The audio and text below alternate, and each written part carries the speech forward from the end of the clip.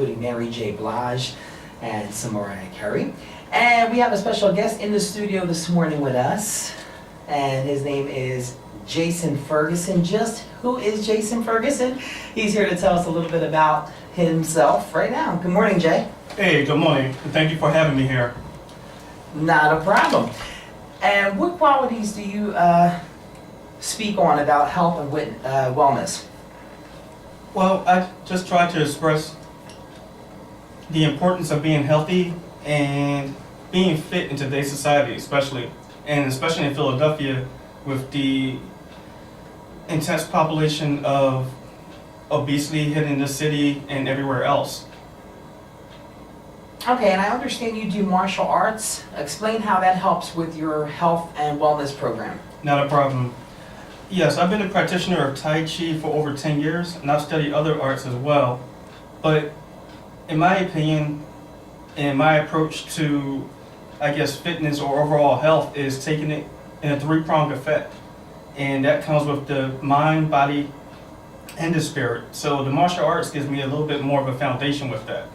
So what I typically like to do with developing any type of curriculum or fitness program, Right. of course, make the foundation as with anything and break down the body. It doesn't sound as bad as it seems. Right. But breaking down the body, just as in boot camp, I can go into that later, and building the person back up. But with that, I also like to include the mindful aspect, because the body is one thing, but once it becomes a conditioned behavior, then Right. the mental aspect can take over and keep that momentum going as far as their health and wellness. Okay, now we were also talking off air here, and you were saying that you've done programs with high schools in Philly to help fight obesity. What high schools have you worked with? Sure. I've actually worked with South Philadelphia High, or if you're from Philly, we call it Southern. Worked with Germantown High School, Vaults, and Simon Grants. And it was actually through an organization called Education Works, where it was mainly with the after-school programs. Okay, great. Now, the big question I know a lot of people have, does obesity come from an emotional place? Or is it an eating problem? Or is it just that, people just get bored and don't really know what else to do? Truthfully, and especially nowadays, because of the cutbacks and everything else pertaining to physical activities in the school systems, I think, in my opinion, it comes from the mental aspect first, or the emotional aspect, because it's unfortunately becomes a learned behavior. And then with all the indoor, activities such as the Xbox or whatever type of games you play inside the computer and everything else, Right. everyone becomes a little bit more stagnant, stayed inside, and is not as active. Even though those applications can be used in an active way, with different, games that they have, whether it's skiing or whatever else it may be, it becomes a mindset. And I think one of the biggest things out there is the education pertaining to being healthy and to being fit. Okay, now, for parents who have, or who may have children who are obese, how can a parent help their child fight the obesity? In my opinion, one of the first steps is they can be a role model. The child, excuse me, the child is automatically going to look at the parent that's in the house. They're going to look at the older people or people around them to see what they're doing. So they're going to want to model or mimic that activity. So if that person is actually, if the adult in the household is doing something positive, eating correctly, drinking water, including well-rounded breakfast, or even having breakfast, Right. that's something that can just be a learned behavior and can just be passed on. Right, now another big question is, which I know a lot of people probably have, as far as their eating habits, how can they control their child's eating habits besides making healthier dishes? Because I know even for myself, honestly, Yes. I try to proportion my food, and the little bit of food that I do have, it's like I eat it and I'm fine, but then an hour or two later I'm hungry. So what advice can you give as far as eating small proportions and keeping the child full? Okay. And especially with child metabolism, because it's a whole lot faster, usually in the case. Well, one thing I always suggest to my clients or friends or wherever it may be is, yes, you're right, eat small proportions. The meals that we get in these restaurants and everything else, it's way too much. We shouldn't have that much.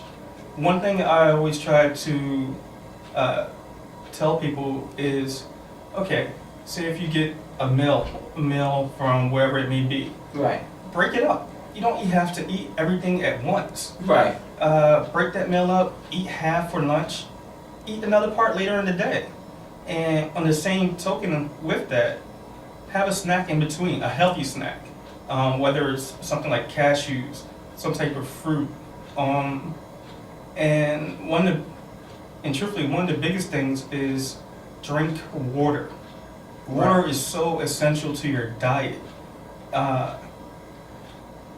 I just really dislike it when I see the younger generation, the youth out here, they drink soda, Right. the over sugary juice, and things to that effect, and it really can hurt the body, and your energy will sap eventually. And that's why one of the important things is to drink water. I usually start out drinking water first thing in the morning, and typically I like it room temperature, Right. so don't think I'm too crazy, but I leave it out so that way it's right there on my desk drawer or whatever it is, Right. and I can grab it first thing in the morning. It's the first thing that goes in my body, and usually the last thing that goes in at night. Okay, now for those who usually say, I have to have my soda, or I have to have like a energy drink or something to that effect. What advice can you give them if they are going to drink soda? What is usually the limit per day as far as the soda goes? I would say none. But if you're going to drink something or even eat anything, just let it be in moderation. Don't drink the big 64 ounce right then and there. Don't drink the big gulps from Right, 7-Eleven. exactly. It's not necessary. Why do you need all that? Especially first thing in the morning. You should already be energized after getting a good night's sleep, which is another thing that we need nowadays too, is to make sure we get at least 6 to 8 hours of sleep. That's so important to rejuvenating the body and making sure it's healthy. Right. So, I would just stress moderation. Not try to drink all 20 ounces at one time. Right, right. And even if you try to wean yourself off it, why not? People say I'm crazy, but why not add water to it? To kind of dilute that caramel Yes. color and the sugar in the soda. Exactly. Got you. So if anybody out there has any questions for Jason, you can give us a call. The listener lines are open now, 215-472-0882.